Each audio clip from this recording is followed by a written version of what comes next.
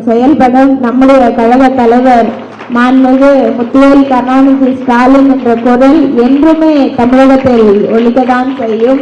அதை இன்றைக்கு வந்தவர் எவ்வளவுதான் மைக்கு பிடிச்சி பேசினாலும், எவ்வளவுதான் கத்தி பேசினாலும், எவ்வளவுதான் விமர்சனங்கள் வைத்தாலும் அதை ஒருபோதும் அவர்களால் மறுக்கவும் முடியாது, அழிக்கவும் முடியாது. நீங்க பேச பேச இன்னும் திராவிட முன்னேற்ற கழகம் இன்னும் வலுவாக தான் செயல்படுவோன்றதை நேரத்தில் தெரிவித்துக் கொண்டு, இங்கு வருகை தந்திருக்க அனைத்து மூத்த முன்னோடிகளுமே நிறைய பிரச்சனையில பங்கேற்றிருப்பாங்க, நிறைய போராட்டத்துல பங்கேற்றிருப்பாங்க. இங்க இருக்கக்கூடியவர்கள் நிறைய பேர் சிறைக்கு கூட சென்றிருப்பாங்க.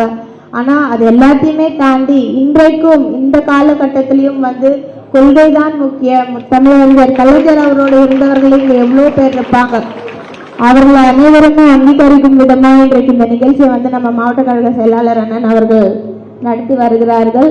அந்த வகையில் இன்றைக்கு ரீசெண்டா இந்த சோசியல் மீடியால பார்த்தேன், இந்த டிவிகே சார்ந்தவர்கள் ஒரு சில பேர் திருநங்கைன்ற வார்த்தைக்கு பதிலாக தகாத வார்த்தையை பயன்படுத்தி அவர்களிடம் பேசும்பொழுது அந்த சகோதரி எதுக்கு நீங்க எங்களை அப்படி சொல்வீங்க, எந்த வகையில நீங்க எங்களை அப்படி சொல்வீங்க, எங்களை பார்த்தா இலக்காரமா இருக்கா, எங்களுக்கு மரியாதை கொடுக்க தெரியாதா அப்படின்ட்டு ஒரு பெரிய போரே நடக்கும். அப்படி இருக்கும் பொழுது அவங்க சொல்லுவாங்க, அந்த திருநங்கை சொல்லுவாங்க, எங்களுக்கு திருநங்கைன்னு பேர் வச்சிருக்காங்க, எங்களை சொல்றதுன்னா நீங்க திருநங்கைன்னு தான் சொல்லணும்னு. இந்த திருநங்கை அப்படின்ற பேரை கொண்டு வந்தவர், உங்களுக்கான அங்கீகாரத்தை கொண்டு வந்தவர், உங்களுக்கான மரியாதையையும் நம்பிக்கையும் கொண்டு வந்தவர் நம்முடைய முத்தமிழறிஞர் கலைஞர். இன்றைக்கும் உங்கள் அனைவருமே அங்கீகரிக்கும் வகையில தான் நம்முடைய கழக தலைவர் அவர்களும் செயல்பட்டு வருகிறார்கள். அதே போல்தான் நம்முடைய மாவட்ட கழக செயலாளர் அண்ணன் அவர்களும் ஒவ்வொரு ஆண்டுமே எந்த ஒரு நிகழ்ச்சியா இருந்தாலுமே கண்டிப்பா திருநங்கையர்களுக்கு என்று தனியாக அவர்களுக்கு நலத்திட்டம் கொடுக்க வேண்டும் என்ற வகையில் ஒவ்வொரு முறையும் மாண்புமிகு கழக தலைவர் அவர்கள் பிறந்தநாளாக இருந்தாலும் சரி, இளம் தலைவர் அவருடைய பிறந்தநாளாக இருந்தாலும் சரி, முத்தமிழறிஞர் கலைஞர் அவர்களுடைய பிறந்தநாளும் இருந்தாலும் சரி, இது உங்களுக்காக கொடுக்கக்கூடிய ஒரு ஊக்கத்தொகையோ இல்லை ஒரு பரிசோ கிடையாது. உங்களை கழகத்தின் சார்பா அங்கீகரிக்கக்கூடிய ஒரு விஷயம், உங்களுக்கான மரியாதையை கொடுக்கக்கூடிய விஷயம், உங்களை முன்னிலைப்படுத்தக்கூடிய ஒரு விஷயம். அந்த வகையில் இங்கே வருகை தந்திருக்க அனைவருக்கும் என்னுடைய வாழ்த்துக்களை தெரிவித்துக்கிறேன். அதே போல் இன்றைக்கு பள்ளி மாணவர்கள் வந்திருக்கிறீங்க. கடந்த 5 ஆண்டு ஆட்சியில் மாண்புமிகு கழக தலைவர் அவர்களால் கல்விக்கு எந்த வகையில் முக்கியத்துவம் கொடுத்து வருது என்று இங்கே இருக்கக்கூடிய அனைவருமே அறிந்திருப்பீங்க.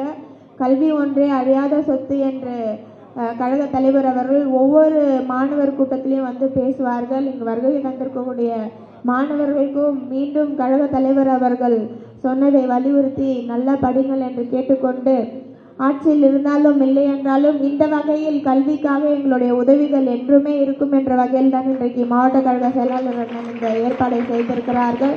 அந்த வகையில் இன்றைக்கு வந்திருக்கக்கூடிய அனைத்து மாணவர்களுக்கும் என்னுடைய வாழ்த்துக்களை தெரிவித்துக் கொண்டு, இன்றைக்கு ஆட்சி அமைத்திருக்கக்கூடியவர்கள்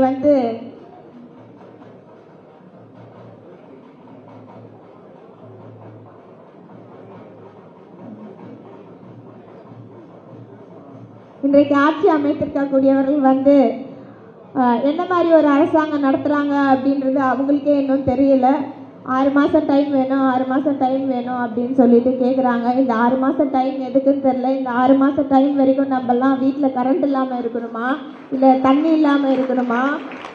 நிகழ்ச்சிக்கு வருகை தந்திருக்கக்கூடிய மாண்புமிகு மாவட்ட கழக செயலாளர் முன்னாள் அமைச்சரான அன்பில் மகேஷ் பொய்யாமொழி அவர்களை வரவேற்கிறேன்.